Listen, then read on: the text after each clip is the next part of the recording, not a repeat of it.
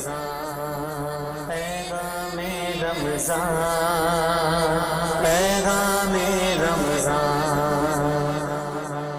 السلام علیکم، ایک بار پھر سے حاضر ہیں آپ کی پیش خدمت، اور امید کرتے ہیں کہ آج جو 8ویں افطار ہم سب نے کی ہے وہ بھرپور انداز میں تو کی ہوگی۔ ہمارے یہاں افطار کا کچھ معمول بڑا نرالا سا ہوتا ہے۔ ویسے تو احکام شریعت افطار کے حوالے سے کچھ اور ہیں، لیکن ہمارا طرز زندگی کچھ الگ نظر آتا ہے، کچھ منفرد نظر آتا ہے۔ یہ کہا جائے کہ دن بھر کی جو بھوک ہے اس کے اوپر تباہی پھیر دی جاتی ہے، تو یہ ہم سب کا ایک معمول سا ہے۔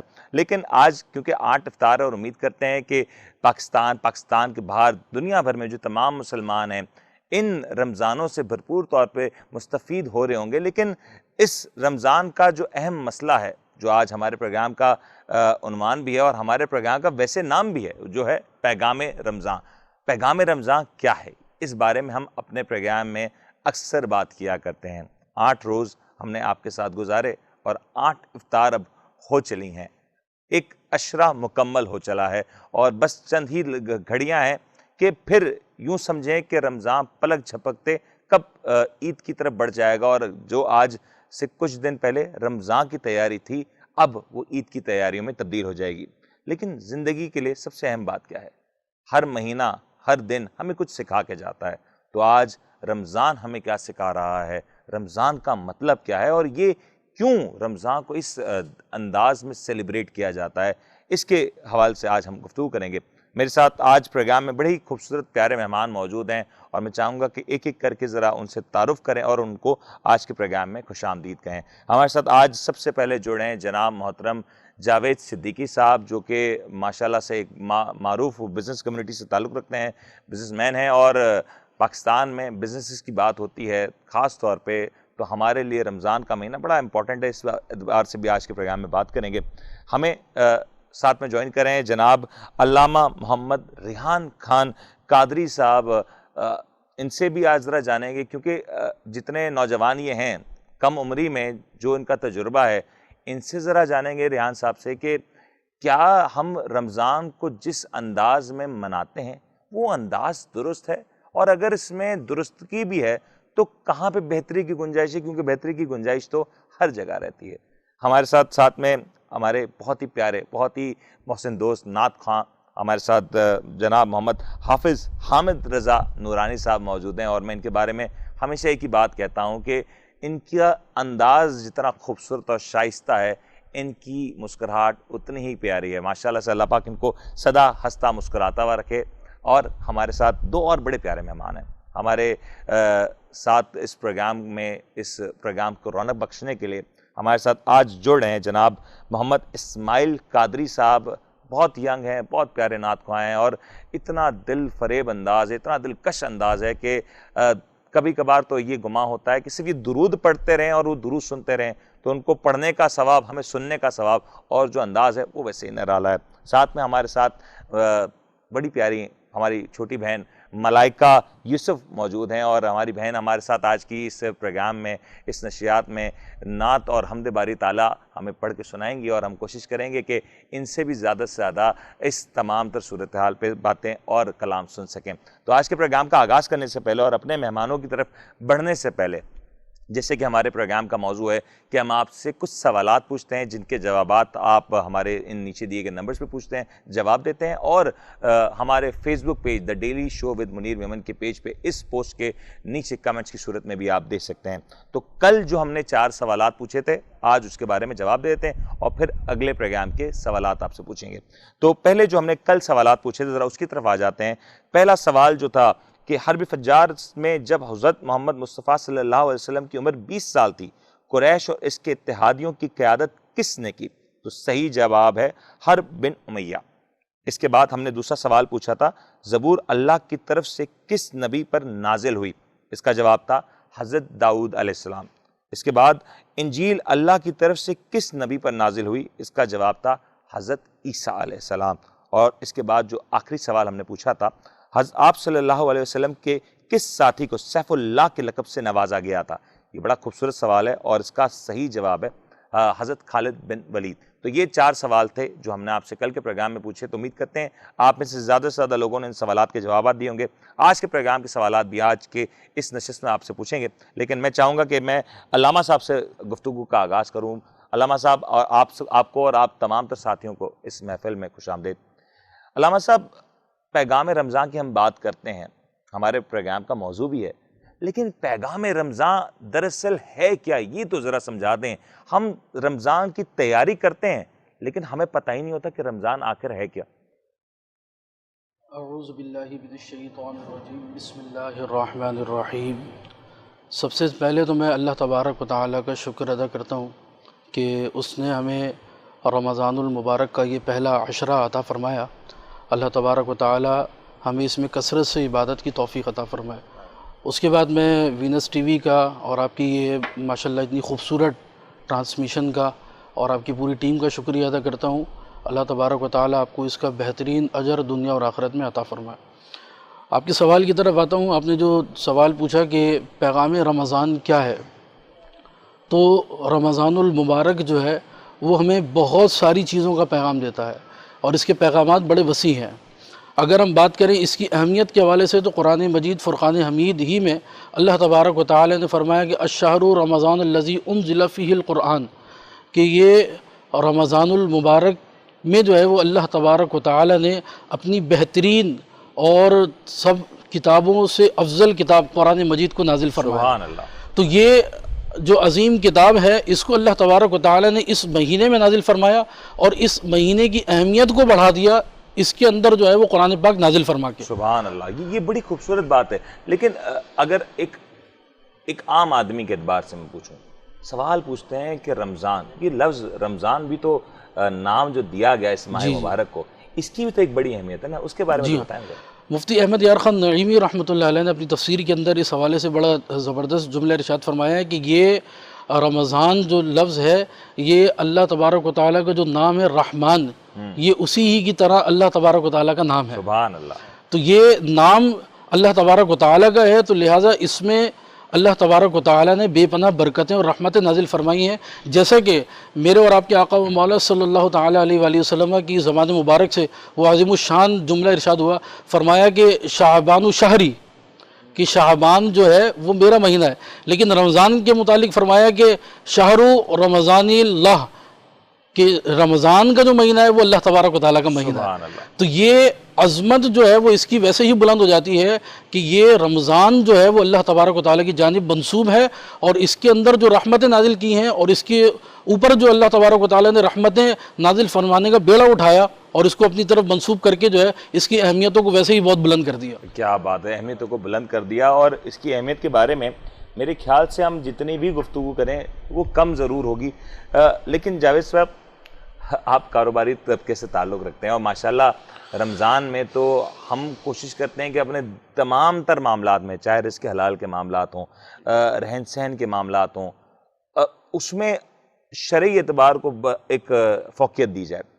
لیکن معذرت کے ساتھ ہمارے یہاں جب ماہ رمضان آتا ہے تو ہماری جو سب سے پہلی فکر ہوتی ہے وہ بازاروں کی ہوتی ہے، اور ہم نے مسجدوں کی رونق جہاں بحال کرنی ہوتی ہے پھر ہم بازاروں کی طرف رخ کر لیتے ہیں. منیر بھائی، سب سے پہلے تو تھینک یو سو مچ. آپ چاہے وہ سیاست کا میدان ہو یا بزنس کمیونٹی کے معاملات ہوں یا ماہ رمضان ہو، آپ کو اتنا بہترین اور کامیاب پروگرام کرنے پر اپنی طرف سے تمام بزنس کمیونٹی کی طرف سے مبارکباد پیش کرتا ہوں.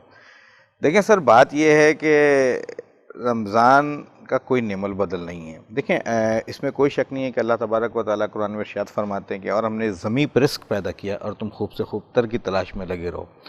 تو یہ دنیا کی شاید دوڑ ایسی ہے نا، حرص کی، لالچ کی، جو انسان لگا رہتا ہے. مگر اللہ نے یہ ماہ رمضان ہمیں ایک انعام کی شکل میں دیا ہے، اور اس میں اگر آپ ایک چھوٹی سی بھی کوئی نیکی کرتے ہیں تو اس کا 70 گنا جو ہے نا وہ اجر آپ کو اس سے زیادہ ملتا ہے.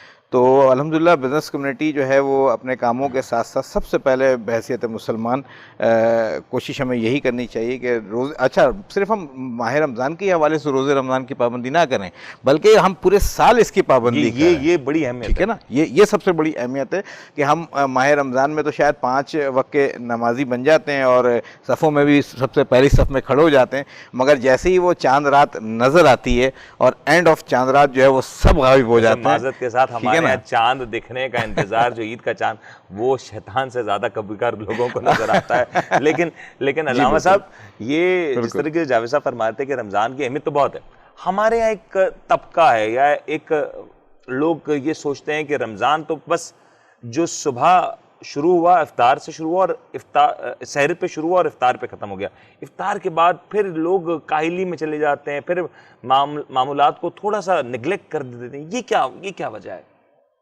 اس کی سب سے بڑی وجہ تو یہ ہے کہ تعلیم شرع سے ہماری جو دوری ہے اور دین سے جو وابستگی جو ہماری کم ہوتی جا رہی ہے، اس کی وجہ سے جو ہے وہ ہم ماہ رمضان کی جو ایکٹیویٹیز ہیں ان سے دور ہوتے جا رہے ہیں۔ حالانکہ ہمیں معلوم ہونا چاہیے کہ ہمارے اور آپ کے آقا و مولا صلی اللہ تعالیٰ علیہ وآلہ وسلم نے اس ماہ مبارک کا کس طریقے سے احترام کیا اور کس طریقے سے جو ہے وہ اس پورے ماہ کو گزارا۔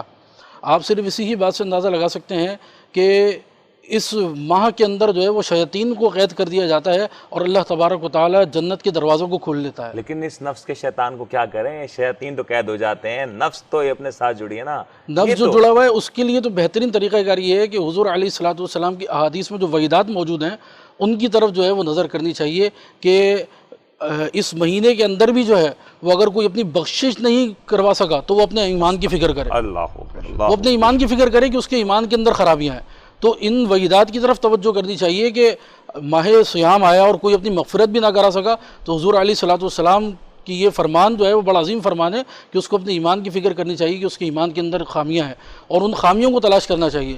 اسی لیے جو ہے وہ کہا جاتا ہے کہ اس دور کے اندر سب سے بہترین طریقہ کار یہ ہے کہ علماء کے ساتھ وابستگی سب سے اہم چیز ہے، کیونکہ علماء جو آپ کو رہنمائی فراہم کریں گے وہ آپ کو شاید وہ کتابوں سے نہیں مل سکے جو علماء فراہم کریں گے۔ لیکن آج کل تو لوگ کہتے ہیں نا آن لائن، چلو آن لائن پڑھ لیا، اساتذہ کی جو اہمیت ہے اس کو تو ہم نے اب کم کر دیا ہے نا، ہم تو دیکھتے ہیں آن لائن سیکھ لو، چلو ٹی وی پہ ایک پروگرام، ہم یہ نہیں کہتے کہ ٹی وی کا پروگرام صرف دیکھ کے اور سیکھ لو، لیکن ہم بھی اگر اساتذہ نہ موجود، اگر آج میرے ساتھ آپ موجود نہ ہو تو ہم تو بیان کر ہی نہیں سکتے جو معاملات ہیں۔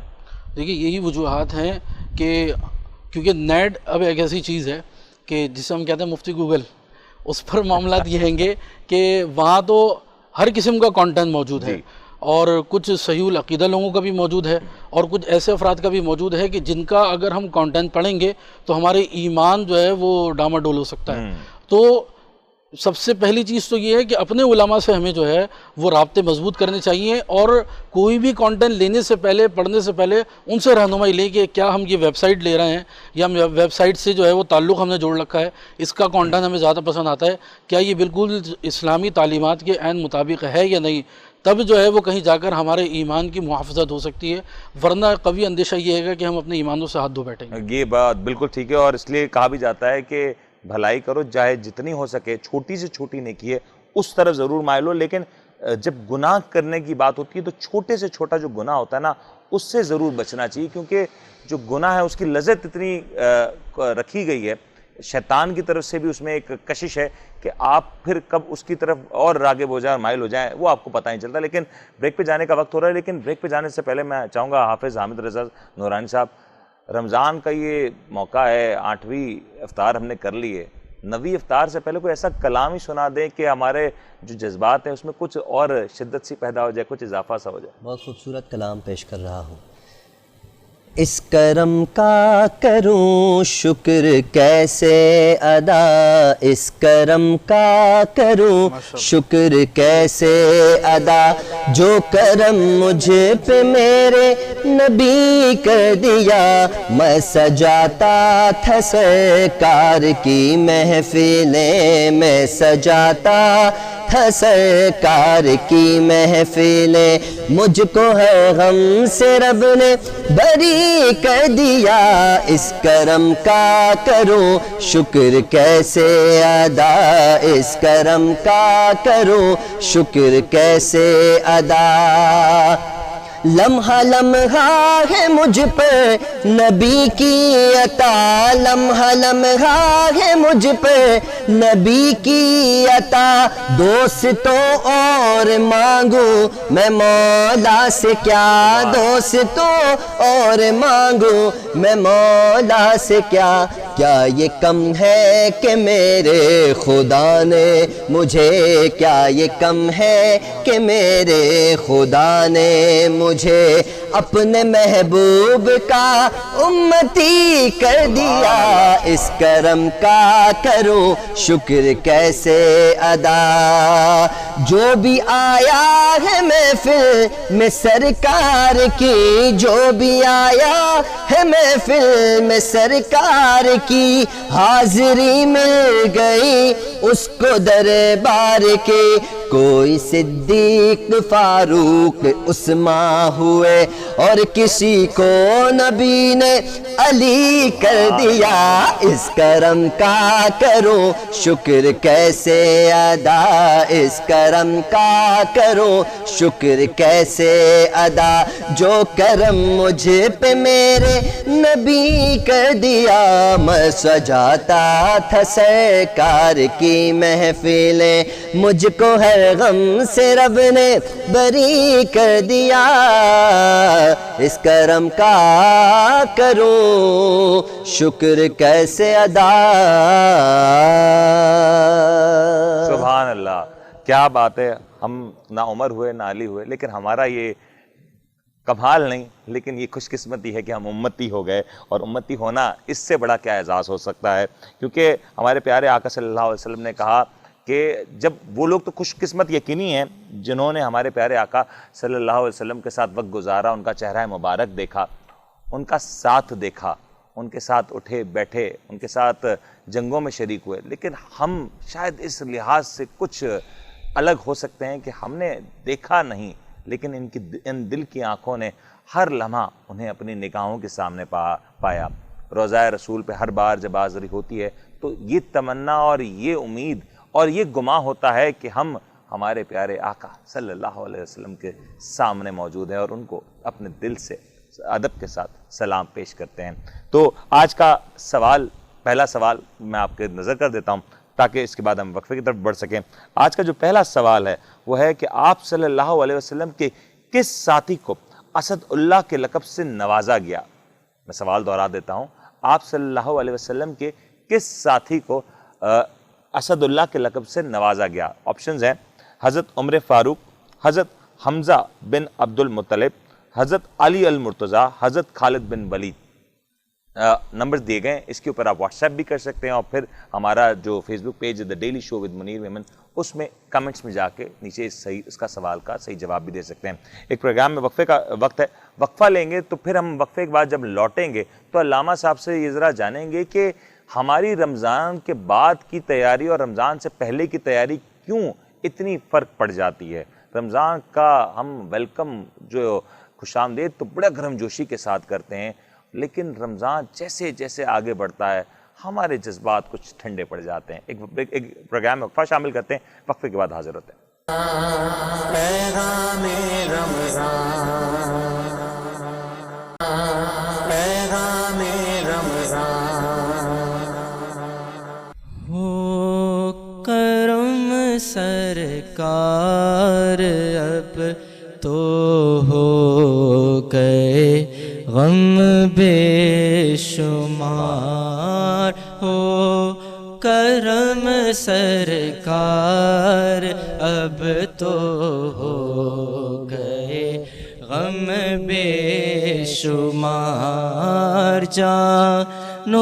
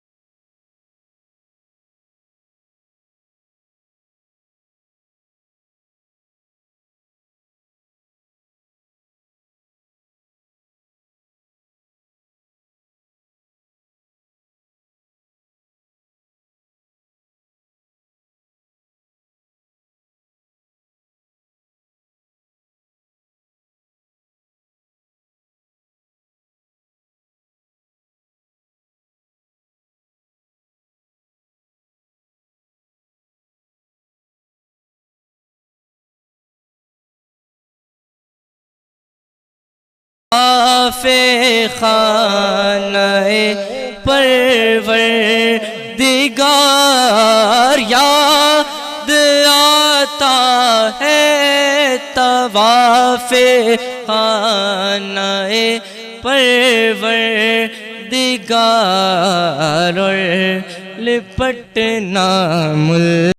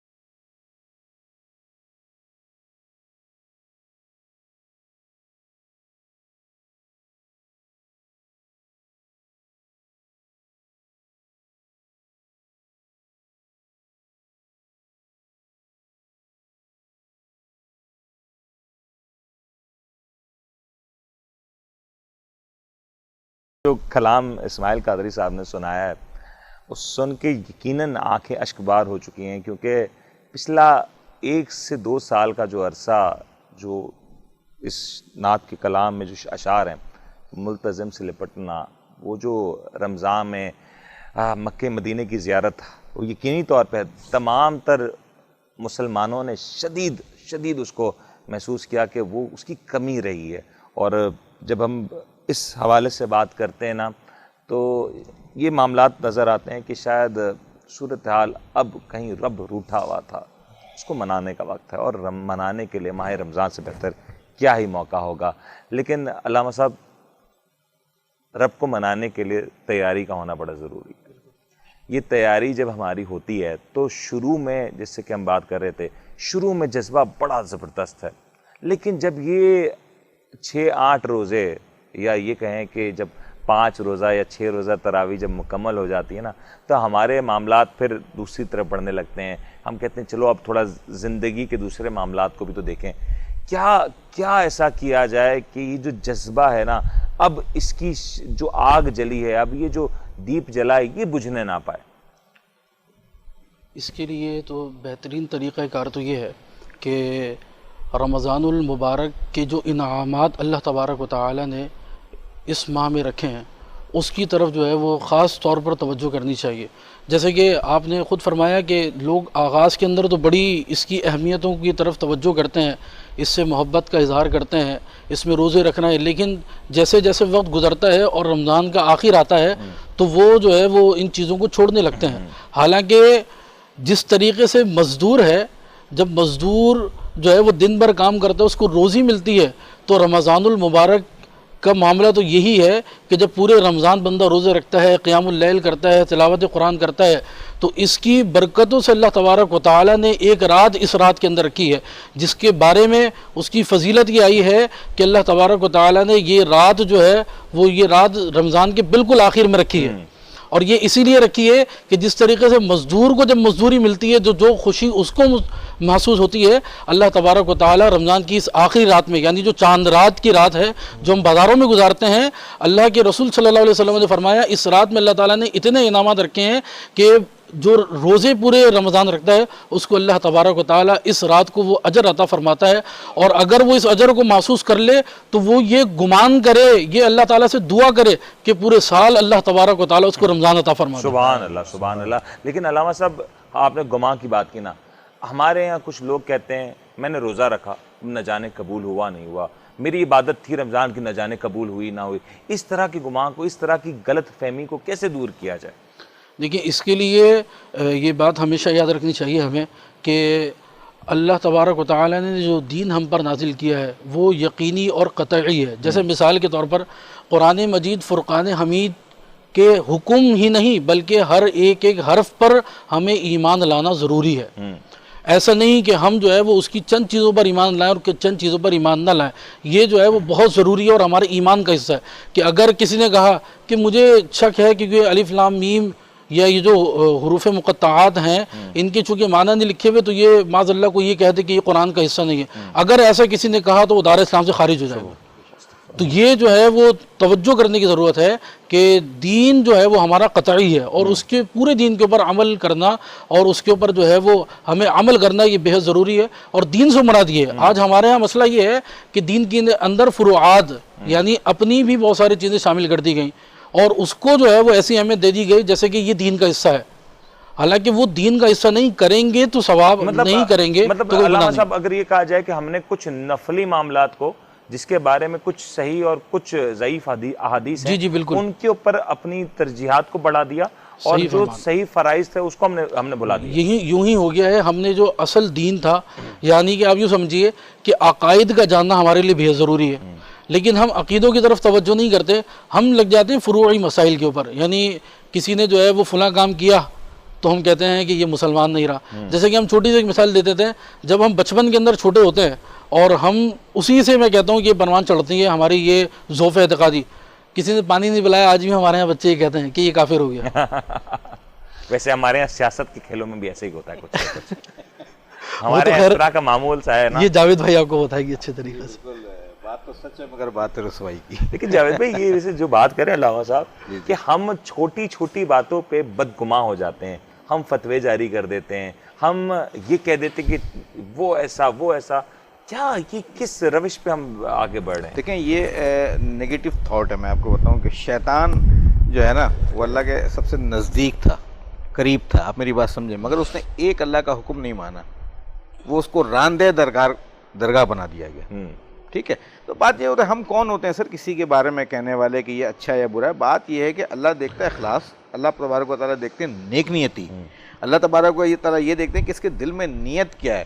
کوئی جو ہے وہ مدینے کی گلیوں میں بھی جا کے جو ہے خالی ہاتھ لوٹ آتا ہے اور کوئی اللہ دل کہتے ہیں نا کہ اللہ آپ کی شرک سے بھی زیادہ قریب ہے. صرف آپ اللہ کو محسوس تو کریں، اس کو دل سے پکاریں تو صحیح. کیسے پکاریں یہ بھی تو بتائیں نا سر. آپ دل سے پکاریں، آپ کسی کہنے یا سننے میں نہ جائیں. آپ کہتے ہیں نبی پاک صلی اللہ علیہ وسلم کو جب کوئی مشکلات آتی تھیں تو وہ جانماز پہ بیٹھ جاتے تھے اور اللہ سے مانگتے تھے نا. اللہ کہتا ہے تو مجھ سے مانگ کے دیکھ، میں تجھے نہ دوں پھر نہ کہنا. تو دنیا کے پیچھے بھاگے گا تو دنیا جو ہے نا تجھے تھکا دے گی. تو مانگ مجھ سے دیکھ، میں دنیا کو تیری نہ کر دوں پھر کیوں کہنا. جاوید بھائی یہ جو آپ نے بات کی نا اتنی خوبصورت بات ہے، لیکن ہمارے معاشرے میں کتنا فیصد نظر آتی ہے آپ کو؟ سر دیکھیں بات یہ ہے کہ صرف اویئرنیس کی ضرورت ہے. معاشرے کا تو حصہ جو ہے نا، معاشرے کا حصہ ہے اور سچ یہی ہے. بات یہ ہے کہ ہمیں اویئرنیس کی ضرورت ہے. جیسے کہ آج کل انتہائی معذرت کے ساتھ ہمارے بہت قابل احترام مفتی اور بہت انہوں نے پیاری اور خوبصورت بات کی، مگر ہم لوگ آگے نا سیلف میڈیکیشنز پہ ہم آگے. آج کل زیادہ تر لوگ جو ہے نا وہ نیم حکیم خطرہ جان والی مثال میں دوں گا آپ کو کہ کچھ چیزیں پڑھ لی ہیں آپ نے انٹرنیٹ کے اوپر اور بن گئے مفتی. تو سر ایسا نہیں ہے. مفتی بننے کے لیے پورا آپ کو دین سیکھنے اور سمجھنے کی ضرورت ہے. جب ایک ڈاکٹر بھی بنتا ہے نا تو 5 سال اس کی اسٹڈی کرتا ہے. ایک انجینئر بنتا ہے تو اس کی لیے وہ اسٹڈی کرتا ہے. مگر ہم جو ہے وہ 2 لائن پڑھ لیتے ہیں اور یہ ایزیوم کر رہے ہوتے ہیں کہ نو بڈی بیٹر دین می، کہ مجھ سے زیادہ کوئی بہتر نہیں ہے. تو سر یہ نہیں ہے. یہ بات صحیح ہے. ٹھیک ہے نا. دین اخلاص ہے، دین محبت ہے، دین قربانی کا نام ہے. رمضان جو ہے نا وہ سیکریفائزنگ کا نام ہے. آپ دیکھیں تو صحیح رمضان میں آپ کچھ نہیں کریں یار، کسی 2 اگر بھوکے جا رہے ہیں نا، 2 بھوکے لوگ جا رہے ہیں، آپ ان کو کھانا کھلا کے دیکھیں اور آپ اس کا دکھاوا نہ کریں. معذرت کے ساتھ ہماری بزنس کمیونٹی میں بہت معذرت کے ساتھ ہاتھ جوڑ کے، کیونکہ مجھ سے تو آپ کو پتہ ہے ویسے سیاستدان ناراض رہتے ہیں، مگر ایسا نہ ہو کہ میرے جو بزنس کمیونٹی کے لوگ وہ بھی ناراض ہیں. آج کل ہم لوگوں میں ایک ٹرینڈ چل گیا ہے کہ 4 لوگوں کو ہم نے دے دی چیزیں سیلفیاں بنانا شروع. تو سر خدا را سیلفیوں کی طرف نہ جائیں. آپ اپنے اس کار خیر کو پتہ کیسے چلے گا اگر کام ہو رہا ہے؟ آپ اس کار نہیں اویئرنیس دیں. اگر آپ نے سیلفیاں بنانی ہے تو جن لوگوں کو آپ دے رہے ہیں نا تو ان کے چہرے کو ڈھانپ دیں تاکہ اس کی تضحیق نہ ہو, اس کی تذلیل نہ ہو. جس چیز کے اندر تضحیق یا تذلیل آ گئی تو پھر یاد رکھیے رب راضی نہیں ہے بلکہ اس کا بھی آپ کو حساب دینا پڑے گا. یہ رب راضی نہیں, اس کا حساب تو دینا پڑے گا. لیکن ایک بات ہم کر رہے تھے حامد صاحب, جس سے علامہ صاحب فرما رہے تھے نا کہ نفلی عبادات کے اوپر معاملات ہیں اور بڑا زور ہوتا ہے. مجھے یہ بتائیں کہ جب ہمارے سال بھر میں بڑے سارے دن آتے ہیں, موقع آتے ہیں, کبھی ایسا تو ہوتا ہوگا کہ لوگ بولتے ہوں گے علامہ حامد صاحب آ کے کلام تو پڑھا دیں, لیکن پھر وہ اگر آپ ان کو عام زندگیوں میں دیکھیں تو وہ اس ایک رات یا اس ایک لمحے کے اوپر اتنا زیادہ فوکس ہو جاتے ہیں کہ فرائض سے ہم تھوڑا سا دور بھٹک جاتے ہیں. آپ دن کی بات فرما رہے ہیں. بہت مرتبہ ایسا ہوا ہے کہ جیسے یہاں محفل ہو رہی ہے, اس جگہ محفل ہو رہی ہے, ابھی محفل اینڈ نہیں ہوئی, ابھی دعا نہیں, اصل وقت ہوتا ہے دعا مانگنے کا. محفل آپ نے فرمایا, جیسے علامہ صاحب نے فرمایا نا, پورا رمضان آخری جو رات ہوتی ہے جو ہم بازاروں میں گزار دیتے ہیں وہی تو رات ہوتی ہے اللہ رب العزت کی بارگاہ میں دعا کرنے کی اور اللہ سے عطا دیکھنے کی. اللہ رب العزت کیا کیا عطا فرمایا. اللہ فرماتا ہے نا کہ مجھ سے مانگ تو صحیح بندے, تو مانگ میں تجھے عطا کروں گا. لیکن ہمارے ہاں ایسا ہے کہ جب ہم محفل ابھی کر رہے ہوتے ہیں, ابھی دعا سے پہلے ہم دیکھتے ہیں کہ بہت سے لوگ اپنی جو عادات ان لوگوں میں پائی جاتی ہیں, آپ بہتر سمجھتے, سب ناظرین ہمارے جانتے ہیں. میں بہتر نہیں سمجھتا, آپ ماشاءاللہ سمجھدار ہیں نا, اسی بہتر سمجھتے ہیں. جو ہمارے سمجھدار لوگ ہیں وہ سمجھتے ہیں کہ محفل ابھی اینڈ نہیں ہوتا, وہ اپنی ان خرافات میں مشغول ہو جاتے ہیں جس کا محفل کرانے کا الٹا ان کو گناہ بھی ملتا ہے. تو ہم سب کو چاہیے اللہ رب العزت کی بارگاہ میں ہمیشہ دعا مانگتے رہیں, ہمیشہ کوشش کریں کہ اللہ کی بارگاہ سے مانگیں. کسی کا وسیلہ, نیک ذات کا وسیلہ, سرکار کا وسیلہ دیکھ کر, کیوں نیکوں کے صدقے ہی ہے جی, ہم لوگ تو کچھ بھی نہیں. ہم اللہ کی بارگاہ میں دعا مانگ سکتے ہیں لیکن کسی کا وسیلہ دیکھ کر اس وسیلے سے اللہ رب العزت ہمارا بیڑا پار فرما سکتا ہے. اور میں چاہوں گا جو حضرت نے ایک بات فرمائی ہے, یہ جو سیلفیز والی, سیلفی لینا, یہ تقسیم کرنا, اور آپ نے اس میں ایڈ کیا کہ دکھے گا نہیں تو لوگوں کو کیسے پتہ چلے گا. بالکل, لیکن جو آپ نے فرمائی ہے بات, چہرہ ڈھانپ دیا جائے, یہ بہت ضروری, کیونکہ یہ پورا رمضان کے آخری عشرے میں یہ زیادہ چیزیں پائی جاتی ہیں. میری بھی ایک ناخواں ہونے کے ناطے اس پلیٹ فارم سے, اتنا پیارا پلیٹ فارم ہمیں ہمارے پیارے منیر بھائی نے دیا, میری گزارش ہے کہ خدا را اس کا احساس کریں. تذلیل ہوتی ہے, غریب روتا ہے, الٹا گناہ ملتا ہے آپ کو. شکریہ. لیکن آج کل ایک اور چیز بنتی جا رہی ہے, اس بات ویسے موضوع کہیں اور چلا جائے گا, لیکن آج کل دینے والا نہیں, آج کل تو لینے والا بھی ویڈیو اور سیلفی بنا رہا ہے. یہ والے تو معاملات ہم دیکھ رہے ہیں. بالکل دیکھتے ہیں, مگر وہ کہتے ہیں نا کہ اللہ تعالیٰ کے جو بیچارے جو صحیح معنوں میں جو واقعی غریب سفید پوش لوگ ہیں, تو وہ اللہ سے آج بھی یہی دعا کہتے ہیں کہ یا اللہ ان بندوں سے نہ دلوانا, تو ہی دینا, جو بھی دینا ہے ڈائریکٹ دینا, یہ بندے بڑا ذلیل کر. یہ بات بالکل ٹھیک ہے, لیکن جب دینے کی بات آ رہی ہے, اللہ کی راہ میں خرچ کرنے کی بات آ رہی ہے, تو علامہ صاحب اس ماہ مبارک میں لوگ کوشش کرتے ہیں کہ زیادہ سے زیادہ صدقات کریں, خیرات کریں. ذرا ہمیں یہ سمجھائیں کہ اگر یہ صدقات اور خیرات کرنے ہیں یا زکوٰۃ ادا کرنی ہے تو اس کا کیا صحیح طرز عمل ہوگا, کس انداز سے کام کیا جائے تاکہ ایک ہمارا شرعی جو معاملہ ہے وہ بھی حل ہو, اور پھر اس میں کسی غلط چیز کی طرف اگر ہم بھٹک رہے ہیں تو اس سے بھی رک جائیں. بسم اللہ الرحمن الرحیم. اگر ہم زکوٰۃ کی بات کریں تو زکوٰۃ کے لیے تو ایک لمبی ایک پوری ایک اس کی شرائط ہیں جس میں بڑی تفصیل ہے. تو اس کے آپ یوں سمجھ لیجئے کہ زکوٰۃ جس کے اوپر واجب ہے اور جو زکوٰۃ دے رہا ہوتا ہے ان کو تو معلوم ہے کہ ہمیں کس طریقے سے زکوٰۃ ادا کرنی ہے, لیکن زکوٰۃ ادا کرنے کا طریقہ کار کیا ہونا چاہیے. سب سے اہم بات تو یہ ہے کہ سادات کو نہ دی جائے.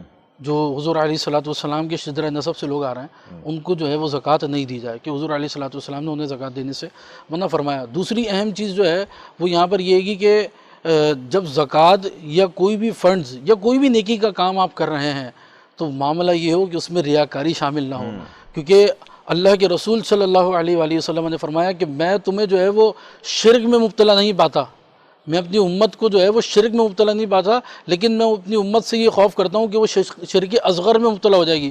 اور شرک اصغر جو ہے اللہ کے رسول صلی اللہ علیہ وسلم نے فرمایا کہ وہ ریاکاری ہے. وہ ریاکاری ہے کہ لوگ ریاکاریوں کے اندر پڑ جائیں گے, دکھاوا کریں گے.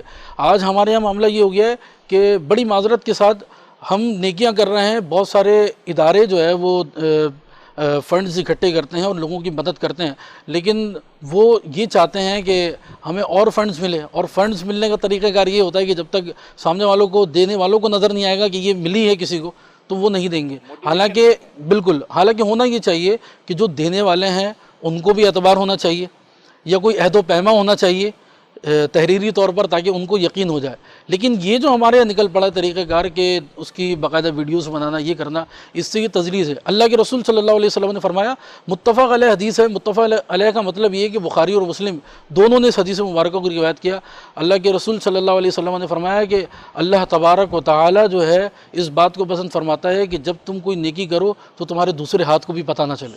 صحیح بات، سبحان اللہ. یہ حدیث ہے. جو ہم کہتے ہیں نا کہ ایک ہاتھ سے نیکی کرو دوسرے ہاتھ کو پتہ نہ چلے، یہ باقاعدہ حدیث ہے. لیکن یہ رواج ہے، یہ معاشرہ ترتیب پا چکا ہے. آپ دیکھیں اب خاموشی سے، اس انداز سے تو نیکی نہیں لگتی لوگوں کو. وہ کہتے ہیں کہ جب تک 4 لوگ نہ آئیں، ڈھول بازے نہ ہوں، 4 کیمرہ نہ لگیں، تصویریں نہ ہوں، تو پھر تو نیکی کا مزہ ہی نہیں آتا. کیوں ہماری نیکیوں سے یہ لذت چلی گئی ہے؟ دیکھیے، ریاکاری کی قباحتوں کو ہمیں جو ہے وہ دیکھنا پڑے گا کہ ریاکاری، دکھاوا کرنا، جب اس کو شرک اصغر کہہ دیا گیا تو شرک اصغر کا مطلب ہی یہی ہے کہ اللہ تعالیٰ کی رضا کو ہم نے چھوڑ دیا اور مخلوق کی رضا کو شامل کر لیا. ریاکاری کا مطلب یہ ہے کہ اللہ تعالیٰ کی اب رضا اس میں شامل نہیں رہی اور مخلوق کی رضا شامل ہو گئی. اور جب مخلوق کی رضا شامل ہو گئی تو پھر ایسا عمل، ایسی نیکی برباد ہو جاتی ہے اور اس کا اجر و ثواب بھی نہیں رہتا اور وہ اللہ تعالیٰ کے نزدیک محبوب بھی نہیں رہتا. اللہ تعالیٰ ایسے عمل کو ہی ٹھکرا دیتا ہے کہ اس کی پھر اللہ تعالیٰ کو ضرورت ہی نہیں ہے. ہمیں ضرورت تھی لیکن ہم نے اللہ تعالیٰ کی رضا کو چھوڑ کر جب مخلوق کی رضا کو شامل کیا تو اب وہ ہمارا عمل رائے گا چلا گیا. عمل ہمارا رائے گا چلا گیا. اس لیے یہ کہتے ہیں کہ جب آپ کوئی عمل کریں، چھوٹی سے چھوٹی جو نیکی، جس کا جاوید بھائی نے کہا نا کہ 70 گنا اس کا فائدہ ہے، اس کا ثواب بڑھ جاتا ہے، تو جب ہم کوئی غلط کام بھی کرتے ہیں تو اس ماہ رمضان میں یہ بھی سوچنا چاہیے کہ ہم نے ایک تو نیکی کا موقع تھا اس کو گوا دیا، کیونکہ نیکی ایک تو خود نیکی ہے، دوسرا جب ہم کسی برائی کا موقع ملے اس کو چھوڑ کے نیکی کی طرف جائیں، اس سے بڑا بھی کیا گناہ ہوگا، کہ اس سے بڑی کیا بدبختی ہوگی کہ ایک موقع ملا تھا کہ رب کو راضی کر دے، رب کو بتاتے کہ دیکھو موقع تو ہمیں ملا تھا، کر تو سکتے تھے لیکن کام وہ نہ کیا، کیونکہ یہ جانتے ہیں کہ وہ جو رب تعالیٰ ہے وہ ہماری شہرک سے زیادہ قریب ہے اور ہمارے اعمال کو تو چھوڑیں، ہمارے ارادوں کو بھی وہ بخوبی جانتا ہے. اسی موقع پہ میں چاہوں گا کہ ہماری چھوٹی سی بہن، پیاری بہن ملائکہ یوسف ہمارے ساتھ موجود ہیں. اپنی خوبصورت آواز میں اگر ہمیں کوئی کلام سنا دیں، کوئی نعت سنا دیں تاکہ ہم وقفے کی طرف بڑھ سکیں.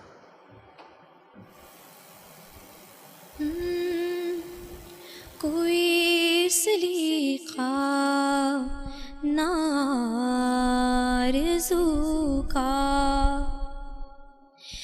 نہ بندگی میری بندگی ہے، یہ سب تمہارا کرم ہے آقا،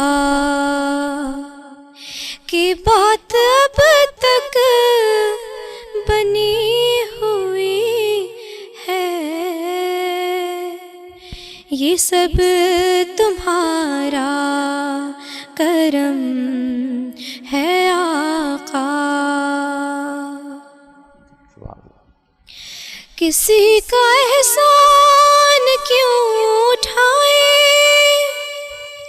کسی کو حالات کیوں بتائیں،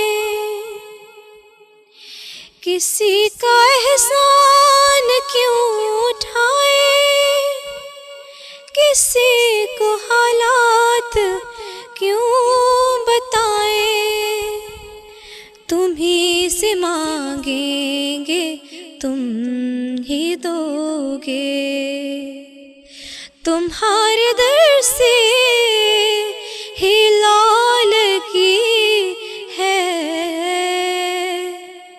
یہ سب تمہارا کرم ہے آقا. سبحان اللہ.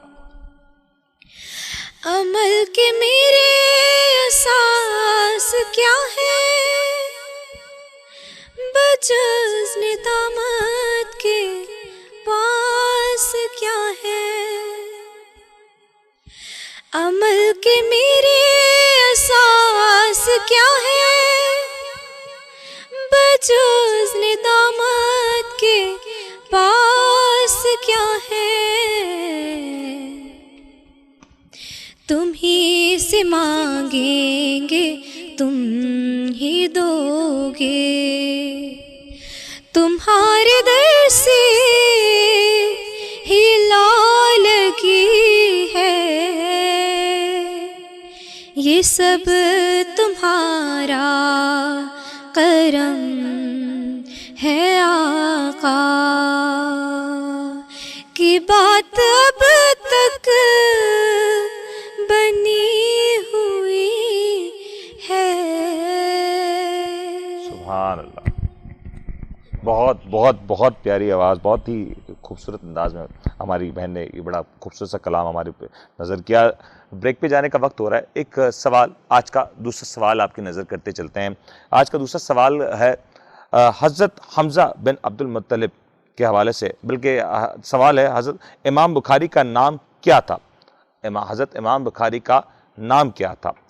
ये सवाल है जिसके मुमकिन जवाबात जो आपको दे देते हैं, आप इसमें सेलेक्ट करके हमें नीचे दिए गए नंबर्स पे भेज सकते हैं, जिसमें ऑप्शन 1 है मोहम्मद बिन इस्माइल, मोहम्मद इस्माइल, मोहम्मद इब्राहिम, इस्माइल बिन इब्राहिम। ये 4 मुमकिन सवालात के जवाबात हो सकते हैं।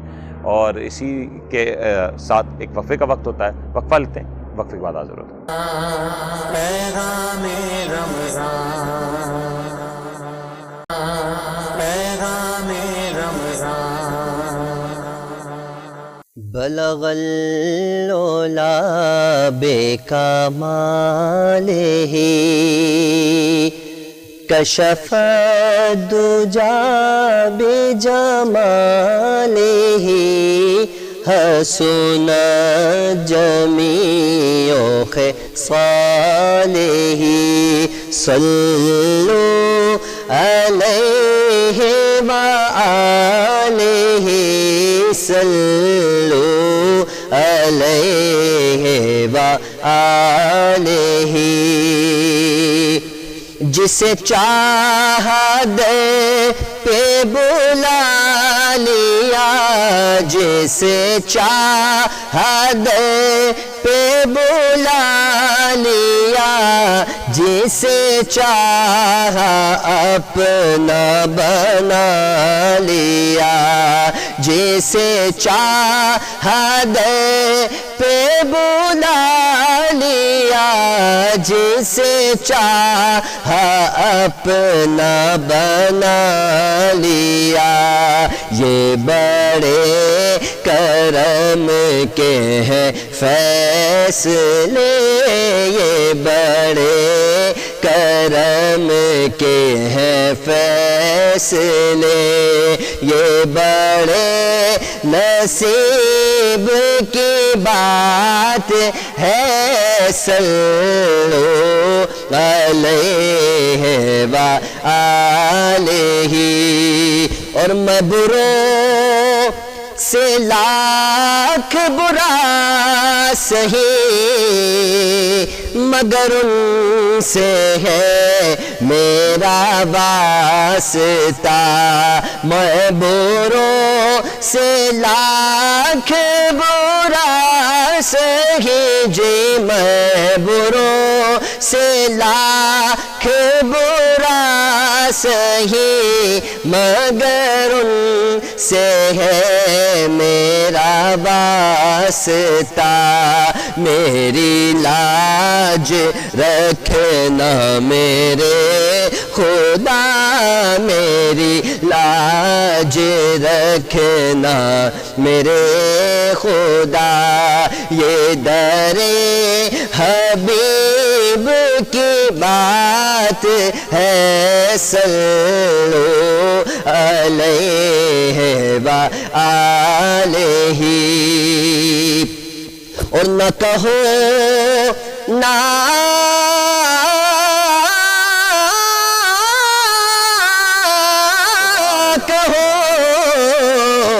कहो कि आपा यहाँ नहीं, बल्कि ये कहो कि आपा कहाँ नहीं। ना कहो ना कहो ना कहो कि आपा यहाँ नहीं, बल्कि ये कहो कि کا کہاں نہیں، وہ تو جان ہے دو جہان کی، ارے جان ہے تو جہان ہے، بلغ العلا بکمالہ کشف الدجی بجمالہ حسن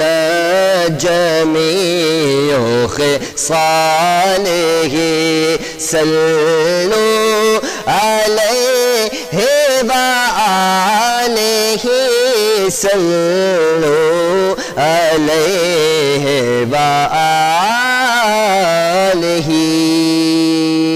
سبحان اللہ سبحان اللہ سبحان اللہ، بہت ہی خوب حافظ عامر صاحب نے کلام پیش کیا، اور اسی کلام کے ساتھ جب ہم بریک سے جب لوٹے ہیں تو یقین کریں ماحول بالکل تبدیل ہو جاتا ہے۔ ماحول اب تبدیل کرنے کا وقت آ گیا ہے۔ ہم نے آج کے موضوع کے اوپر بات کی، اب کچھ سوالات ہیں جو آپ کی طرف سے ہمیں موصول ہوتے ہیں، وہ سوالات ہم اپنے معزز مہمانوں کے سامنے رکھیں گے اور ذرا جانیں گے کہ ان کا کیا ممکنہ طور پہ صحیح طرز ہو سکتا ہے۔ تو پہلا سوال ہے، اور یہ بھیجا ہے ابراہیم صاحب نے، یورپ سے بھیجا ہے۔ وہ علامہ صاحب میرے خیال سے سوال کا جواب آپ ہی دیں تو بہتر ہے۔ وہ کہہ رہے ہیں کہ ہم جس جگہ رہتے ہیں وہاں پہ سحری کے وقت اذان کی آواز کا سمجھ نہیں آتی، تو ہم کیا اگر کچھ دیر تک سحری ہو جائے اور اس بات کا پتہ نہ چلے تو ہم اس صورتحال میں کیا کریں؟ سوال کا پہلا حصہ یہ بات ہمیشہ یاد رکھنی چاہیے کہ اذان جو ہے وہ روزہ شروع ہونے کے بعد دی جاتی ہے، ٹائم پہلے ختم ہو جاتا ہے۔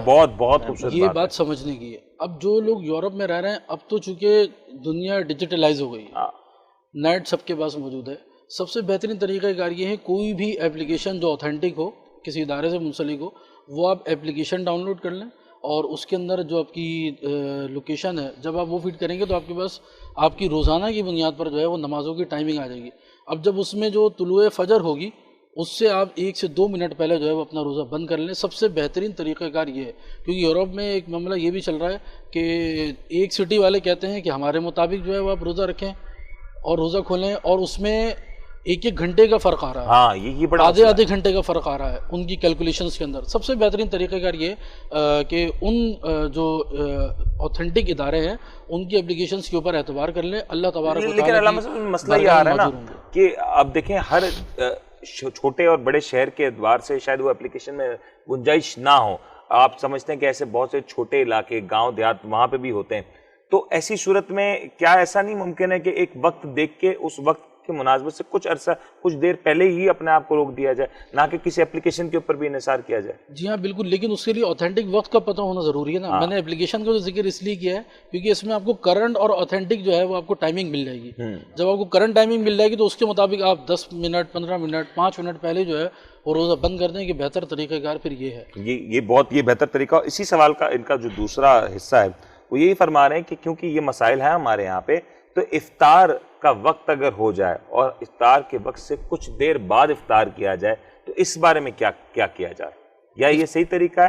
افطار کے اندر تو تاخیر زیادہ بھی جو ہے وہ مناسب نہیں ہے کہ جب جو ہے وہ اذان شروع ہو جائے تو اس وقت بھی افطار کی جا سکتی ہے، یا پھر جو ہے وہ وقت جیسے ہی جو ہے وہ روزے کا ختم ہوتا ہے اس کے 1-2 منٹ تاخیر کے ساتھ۔ تاخیر اس لیے کیونکہ یہ احتیاطی وقت ہے، کہیں ایسا نہ ہو کہ وقت شروع نہ ہو اور پہلے افطار کر لی جائے تو اس میں جو ہے وہ پھر روزہ ضائع ہونے کا اندیشہ ہو سکتا ہے۔ تو بہتر طریقہ کار یہ ہے کہ 1-2 منٹ تاخیر کے ساتھ آپ روزہ افطار کر سکتے ہیں۔ جیسے پاکستان میں رہنے والے حضرات بھی ہیں، یہ بھی اذان کا جو ہے وہ ایک کانسیپٹ بنا ہوا ہے لوگوں کا کہ وہ اذان کا اعتبار کرتے ہیں کہ اذان ہوگی تو ہم روزہ کھولیں گے۔ اب کبھی ایسا ہوتا ہے کہ مسجد ہی کی لائٹ چلی گئی، باقی پورا علاقہ جو ہے وہ بیٹھا ہوا ہے اذان کے اس میں۔ یہ بڑی خوبصورت بات ہے۔ تو اس وجہ سے بہتر طریقہ کار یہ ہے کہ اب تو پاکستان میں کیلنڈر موجود ہیں، اور جیسے کہ اپلیکیشن والی میں نے بات کی تو وہ بھی ڈاؤن لوڈ کر کے اس کے اندر دیکھ سکتے ہیں کہ جو آپ کا وقت افطار ہے اس کے 1-2 منٹ کے بعد آپ افطار کریں۔ ویسے ایک سوال پوچھ سکتا ہوں، جو مؤذن اذان دیتا ہے کیا وہ کھجور منہ میں رکھنے کے بعد افطار کر کے اذان دیتا ہے یا اذان کے بعد؟ جی ہاں بالکل، یہ آپ نے بڑا اچھا سوال کیا۔ ایسا ہی ہے، مؤذن صاحب بھی جو ہے وہ روزہ کھلنے کے بعد جو ہے وہ اذان دیتے ہیں، لیکن ہمارے لوگوں کو یہ معلوم نہیں ہوتا، مطلب پہلے افطار کر لیتے ہیں پھر وہ اذان دیتے ہیں۔ یہ کھجور وہ منہ میں رکھتے ہیں کلی کر کے اور اذان دے دیتے ہیں، اس طرح کا معاملہ ہوتا ہے. یہ ایک مؤذن کی ایک یہ سمجھ لیجیے ایک بڑی قربانی ہے کہ وہ مطلب اس میں بڑی جان لگتی ہے. اور روزے کا بالکل یہ سمجھ لیں کہ اختتامی وقت ہوا ہوتا ہے اور پیٹ پورا خالی ہوتا ہے, معدہ خالی ہوتا ہے, اس میں اتنی جان لگانا, یہ اللہ تعالیٰ ان کو اس کا اجر دے گا.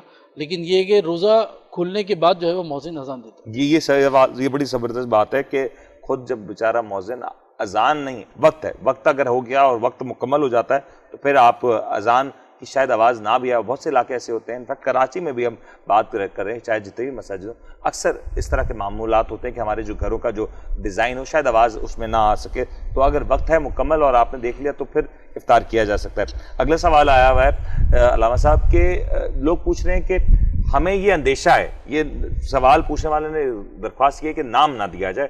انہیں کہا کہ مجھے یہ اندیشہ ہے کہ میری جو جسمانی کیفیت ہے وہ اتنی مضبوط نہیں کہ میں روزہ رکھ سکوں. ڈاکٹر کی ہدایت نہیں انہیں, لیکن وہ کہہ رہے ہیں کہ کیونکہ مجھے یہ اندیشہ ہے کہ میری جسمانی کیفیت اس طرح کی نہیں, تو ایسے صورت میں کیا کیا جائے؟ ایسی صورت کے اندر بہتر تو یہ ہے کہ اس کے اندر 3 اسٹیپ ہم چلتے ہیں کہ 3 اسٹیپ ہمیں جو ہے وہ شریعت مطہرہ دیتی ہے. یا تو سابقہ تجربہ ہو کہ روزہ رکھا تھا اور طبیعت خراب ہو گئی تھی, تو اس بنیاد پر جو ہے وہ روزہ عذر بن سکتا ہے کہ آپ چھوڑ سکتے ہیں. یا پھر موجودہ کیفیت کہ بھئی میں روزہ رکھ رہا ہوں اور مسلسل میری طبیعت خراب ہو رہی ہے, بلڈ پریشر کا مسئلہ ہے یا شوگر کا مسئلہ ہے, روزہ مکمل نہیں کر پا رہا, ہاسپٹل پہنچ جا رہا ہوں, ایسی کیفیت ہو جا رہی ہے, تو اس میں جو ہے وہ عذر بن سکتا ہے اور روزہ چھوڑا جا سکتا ہے. تیسری کیفیت جو ہے وہ یہ ہے کہ صحیح جو ڈاکٹر ہو, جو اوتھینٹک ڈاکٹر ہو اور واقعتاً وہ جو ہے وہ شرعی مسائل سے بھی واقفیت رکھتا ہو, اور وہ اگر آپ کو مشورہ دے رہا ہو کہ آپ اگر روزہ رکھیں گے تو آپ کی جو ہے وہ جان جانے کا اندیشہ ہے, اس طرح کی اگر وہ آپ کو سجیشن دے رہا ہو, تو ان 3 صورتوں کے اندر جو ہے وہ روزہ عذر بن سکتا ہے. اس کے علاوہ اگر کوئی کہتا ہے کہ آپ روزہ چھوڑ دیں تو چھوٹی باتوں کے اوپر جو ہے وہ بنیاد بنا کر روزہ نہیں چھوڑا جا سکتا. اللہ کے رسول صلی اللہ علیہ وآلہ وسلم نے فرمایا کہ جس نے بلا عذر شرعی, یہ بات میں اس لیے کوٹ کر رہا ہوں تاکہ ان کو روزے کی اہمیت کا اندازہ ہو جائے, کہ بلا عذر شرعی کسی نے ایک بھی رمضان کا روزہ چھوڑ دیا اور اس کے کفارے کے لیے وہ ساری زندگی بھی روزہ رکھتا رہے, تو اس روزے کا ثواب نہیں پا سکتا. اتنی جو ہے وہ اس روزے کی بڑی فضیلت ہے, یہ بہت فضیلت ہے ان روزوں کی. لیکن جاوید بھائی آپ صدر میں ہوتے ہیں نا, کراچی کا علاقہ صدر ہم سب جانتے ہیں, وہاں پہ ہم دیکھتے ہیں کہ روزے کے اوقات کے دوران معذرت کے ساتھ سڑکوں پہ تمام تر کھانا پینا کھلا چل رہا ہوتا ہے, اور کچھ لوگ تو اس بات سے بھی نہیں احتیاط کرتے کہ شاید سامنے والے کا روزہ ہے, جو کہ یقین طور پہ ہوتا ہے زیادہ تر لوگوں کا. کچھ افراد ایسے عناصر ضرور ہیں ہمارے معاشرے میں بھی. دیکھیں میں آپ کو ایک چیز آپ کی بات کو بڑی کرتا ہوں اور دوسرے لفظوں میں تصحیح کہہ دوں. دیکھیں بات یہ ہے کہ صدر ایک ایسا ایریا ہے جہاں پہ صرف مسلم کمیونٹی نہیں ہے, ٹھیک ہے نا, وہاں پہ چرچ بھی ہیں, ہاں ٹھیک ہے جی, وہاں پہ لیکن ایک عام فہم تو یہی ہوتا ہے نا کہ چلو یار یہ کیسے بات یہ ہے کہ نا وہ وہی والی بات ہے کہ آپ جہاں سے دیکھ رہے ہیں وہ 6 کا انسا ہے, میں جہاں سے دیکھ رہا ہوں وہ 9 کا انسا ہے. یہ بالکل صحیح بات, ٹھیک ہے نا. تو بات یہ وہاں پہ جناب وہاں ہندو بھی ہیں, وہاں کرسچن بھی ہیں, اور وہاں دوسری کمیونٹی کے بھی لوگ ہیں, ٹھیک ہے نا. تو ایسا نہیں ہے, مگر بات یہ ہے کہ وہ جو کمیونٹی ہیں, ہمارے اپنے بزنس کمیونٹی کے بھی بہت سارے ہندو ہیں, بہت سارے کرسچن ہیں, مگر وہ الحمدللہ احتیاط کرتے ہیں, ایسی بات نہیں ہے. اور اگر کوئی اس طرح کی شرارت کرتا ہے تو میں سمجھتا ہوں کہ یہ بھی ایک مناسب عمل نہیں ہے, مناسب عمل نہیں. اور بحیثیت مسلمان تو شاید کوئی اس طرح کی چیز نہیں کر سکتا, اور جس کے دل میں ذرا بھی ایمان ہے تو یہ کبھی بھی نہیں کرے گا اس طرح کی وہ یقین طور پہ کوئی بھی نہیں کرے گا. اور کہیں نہ کہیں اگر لوگوں کے کچھ مسائل ہیں تو بہتر یہ ہے کہ آپ اپنا عمل دیکھیں, اپنے آپ کو بہتر رکھیں. دوسرا جو کر رہا ہے وہ اگر آپ کی ذات کو یا معاشرے کو افیکٹ نہیں کرتا تو پھر اس کا اپنا ذاتی فعل, اس کے اوپر زیادہ فکر مند نہ ہو. ایک وقفے کا کہا جا رہا ہے, ایک وقفہ لیتے ہیں, وقفے کے بعد حاضر ہوتا ہے. پیغام رمضان, پیغام رمضان. خوش آمدید آپ کو ایک بار پھر سے کرتے ہیں آج کی اس پیغام رمضان کی محفل میں. آج کا جو موضوع تھا ہم نے وہ تو اس کے اوپر بات کی کہ رمضان کیسے گزارا جائے, کچھ سوال جواب بھی آپ کے شامل کیے, کچھ اور سوالات کو پروگرام کا حصہ بنائیں گے, لیکن کچھ سوالات آپ کے نظر بھی کرتے چلیں. یہ 2 سوالات ہم آپ سے پوچھ چکے ہیں, 2 اور سوالات آپ سے پوچھنے لگے ہیں. ان کے جوابات آپ ہمیں ان نیچے دیے گئے نمبرز پہ بھی بھیج سکتے ہیں واٹس ایپ کی صورت میں, یا پھر ہمارا جو پروگرام کا پیج ہے فیس بک کا, the daily show with Munir Memon, اس پیج پہ سوالات کو کمنٹس کی صورت میں جوابات آپ دے سکتے ہیں. لیکن یاد رکھیں کہ اپنا نام مکمل طور پہ درج کیا کریں, اپنے شہر کا نام ضرور دیا کریں, اور پھر سوالات بھیجا کریں. دوسرا ایک اور بھی چیز بتاتے چلیں کہ اگر آپ ہمارے پیغام رمضان کی نشریات کا حصہ بننا چاہتے ہیں تو آپ اپنا کلام یا اپنا سوال اسی طرز پہ ہمیں بھیج سکتے ہیں، تاکہ جیسے وہ ہمیں موصول ہوگا ہم اس کو اپنے پروگرام کا حصہ بنا لیں گے۔ تو آج کے تیسرے اور چوتھے سوال کی طرف بڑھتے ہیں۔ تیسرا سوال آج کا ہے کہ حضرت خطیب الانبیاء کس کا لقب تھا؟ حضرت داؤد علیہ السلام، حضرت یعقوب علیہ السلام، حضرت نوح علیہ السلام اور حضرت شعیب علیہ السلام۔ چوتھا سوال ہے، اور اس سوال کے بارے میں جب سوال میں نے پوچھا تو اس سے پہلے میں نے بھی تصحیح کی، کیونکہ اس کا جواب تو سوال ہی مجھے سمجھ نہیں آیا تھا، تو شکر ہے کہ علامہ صاحب ہمارے ساتھ موجود ہے۔ تو صلاۃ الکسوف کس وقت پڑھی جاتی ہے؟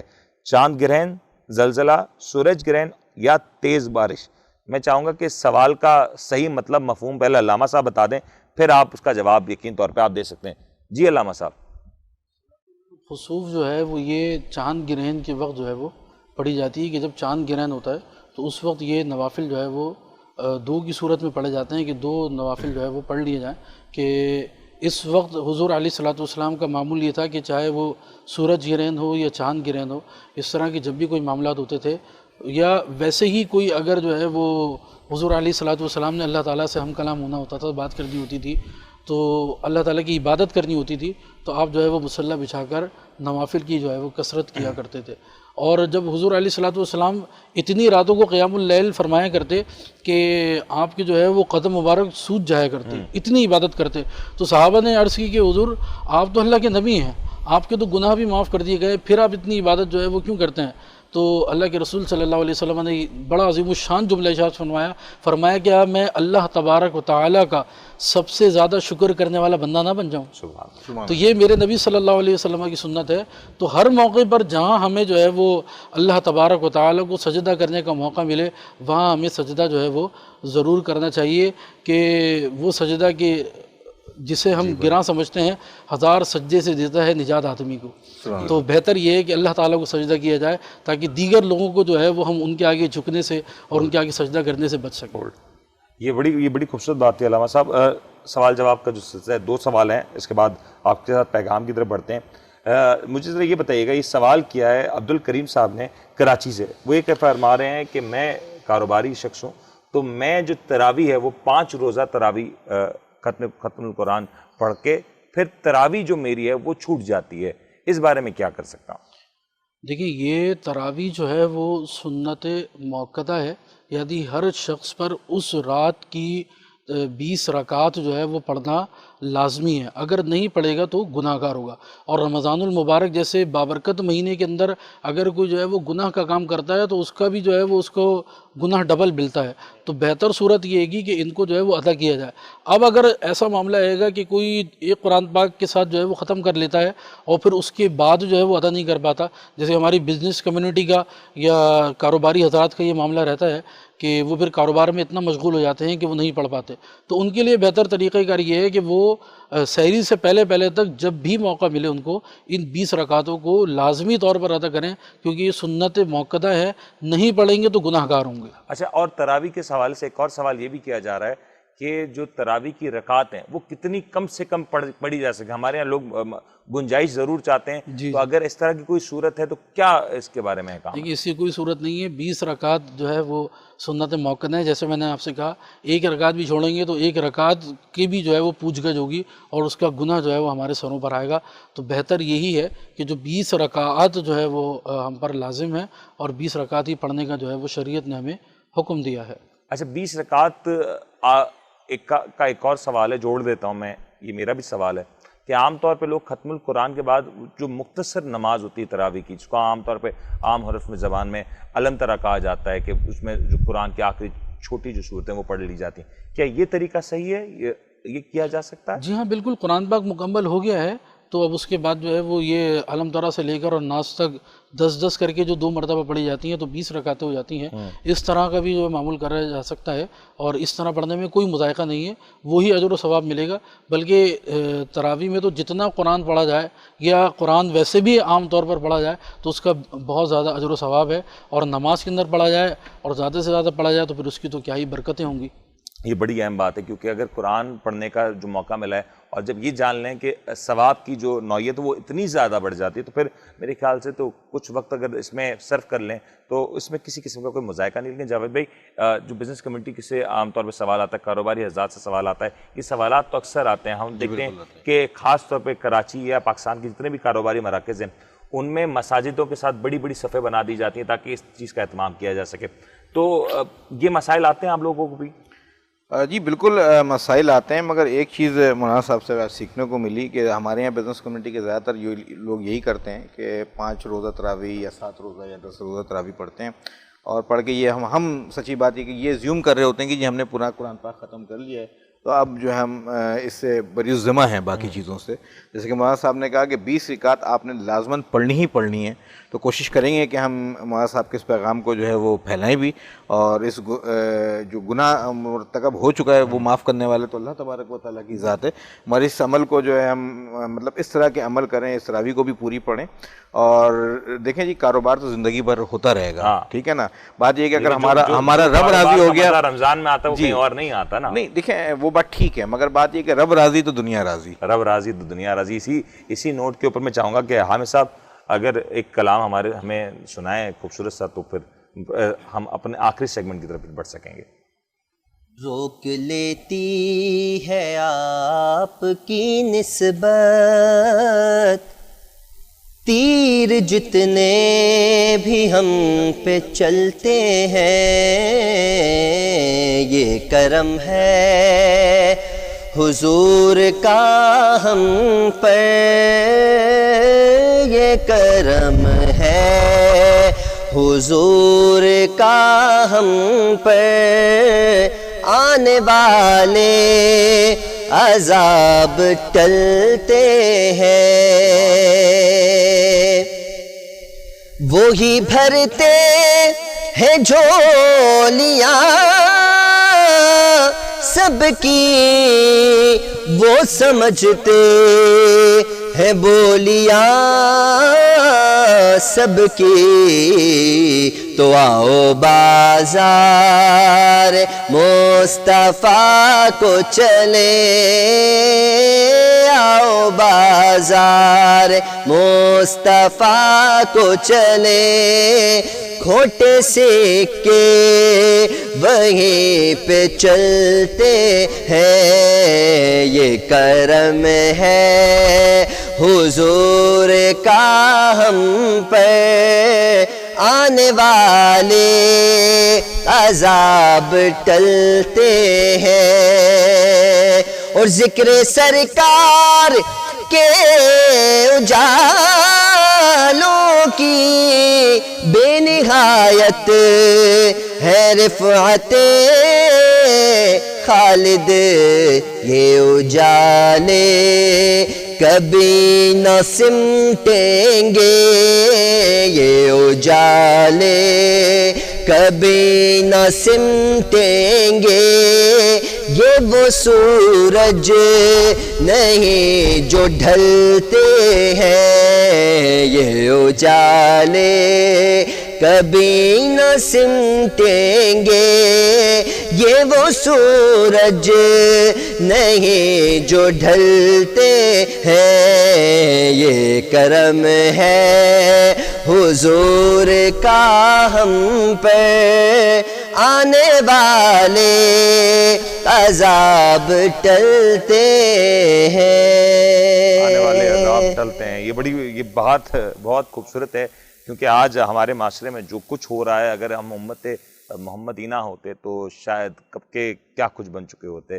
لیکن میں پروگرام کو اختتام کرنے سے پہلے چاہوں گا کہ علامہ صاحب آج کا جو ہمارا موضوع تھا کہ ہم رمضان کو کس اعتبار سے گزاریں اور رمضان کی تیاری کیسے کریں, اور اس بارے میں ہمارے پیارے آقا صلی اللہ علیہ وسلم نے کیا ہمیں درس دیا, ان کی سیرت پاک سے ہمیں کیا سیکھنے کو ملتا ہے, ذرا اس بارے میں بتائیں تاکہ ہم پروگرام کو پھر یہاں پہ اختتام کر سکیں. حضور علیہ الصلوۃ والسلام کا معمول تو رمضان المبارک ہو یا اس سے پہلے حضور علیہ الصلوۃ والسلام اپنی کمر کس لیا کرتے تھے عبادت کے لیے, کہ شعبان جس کو حضور علیہ الصلوۃ والسلام نے اپنا مہینہ قرار دیا, اس کے اندر حضور علیہ الصلوۃ والسلام کا یہ معمول تھا کہ آپ کثرت سے جو ہے وہ عبادت کیا کرتے تھے. ایک واقعہ آپ نے چونکہ واقعے کا بھی کہا ہوا تھا, تو وہ واقعہ بھی یہاں کوٹ کر دیتا ہوں کہ اماں عائشہ صدیقہ طیبہ طاہرہ رضی اللہ عنہا کے گھر جب حضور علیہ الصلوۃ والسلام جو ہے وہ تشریف لے گئے، اور آپ جو ہے وہ پھر رات کے پہر میں جو ہے وہ قبرستان تشریف لے جاتے ہیں۔ اماں عائشہ کی جب رات میں جو ہے وہ بیداری ہوتی ہے، آپ بیدار ہوتی ہیں، تو آپ جو ہے وہ حضور علیہ الصلوۃ والسلام کو جب گھر میں نہیں پاتی تو آپ ان کی تلاش میں نکل جاتی ہیں، اور جب آپ ان کو قبرستان میں پاتی ہیں تو حضور علیہ الصلوۃ والسلام کو دیکھ کر جو ہے وہ یہ فرماتی ہیں کہ میں سمجھی تھی کہ شاید آپ جو ہے وہ کسی اور امہات المؤمنین سے کسی کے گھر تشریف لے گئے ہیں۔ تو حضور علیہ الصلوۃ والسلام نے فرمایا تھا کہ یہ جو ہے وہ ماہ شعبان کی 15ویں شب ہے، تو 15ویں شب پر جو ہے وہ حضور علیہ الصلوۃ والسلام نے اتنا اہتمام کیا، اور پھر جو ہے وہ رمضان المبارک کے حوالے سے حدیث میں آتا ہے کہ اللہ کے رسول صلی اللہ علیہ وسلم شعبان کو یہ فرماتے تھے کہ یہ رمضان المبارک کی تیاری کے لیے، جی یہ بڑے یہ رمضان المبارک کی تیاری کے لیے، تو تیاری پر جو ہے حضور علیہ الصلوۃ والسلام کا یہ معمول ہے کہ آپ کثرت سے روزے رکھتے، اور باکثرت احادیث اس پر روایت ہیں کہ حضور علیہ الصلوۃ والسلام باکثرت جو ہے وہ روزے رکھا کرتے تھے، یہاں تک کہ کبھی کبھی معمولات یہ ہوتے تھے کہ آخر کے روزے بھی مکمل کر کے رمضان المبارک کے ساتھ ملا دیا کرتے تھے۔ یہ بہت تو اس طریقے سے رمضان المبارک کی تیاری فرماتے تھے، اور رمضان المبارک کے اندر تو حضور علیہ الصلوۃ والسلام ہوں یا صحابہ ہوں، آپ کے معمولات تو یہ ہوتے تھے۔ صحابہ کے بارے میں آتا ہے کہ صحابہ کرام رضوان اللہ علیہم اجمعین شعبان کے حضور علیہ الصلوۃ والسلام کی اتباع کے اندر روزے رکھتے، اور جب رمضان المبارک کا چاند نظر آتا تو آپ کا معمول یہ ہوتا تھا، اور بڑا زبردست معمول تھا صحابہ کا۔ صحابہ اس انداز سے رمضان کو گزارتے کہ جیسے ہی جو ہے وہ رمضان المبارک کا چاند نظر آتا، صحابہ جو ہے وہ غسل کر کے اور اعتکاف کے اندر بیٹھ جایا کیا کرتے تھے، اللہ تعالیٰ کی بارگاہ کے اندر حاضر ہو جاتے تھے، اور پورا مہینہ جو ہے وہ اس انداز سے گزارتے کہ اللہ تعالیٰ کے آگے جو ہے وہ سجدہ ریز ہوتے، قیام اللیل کرتے، تلاوت کلام مجید ہوا کرتا، کثرت سے جو ہے وہ کلام مجید کی تلاوت کیا کرتے۔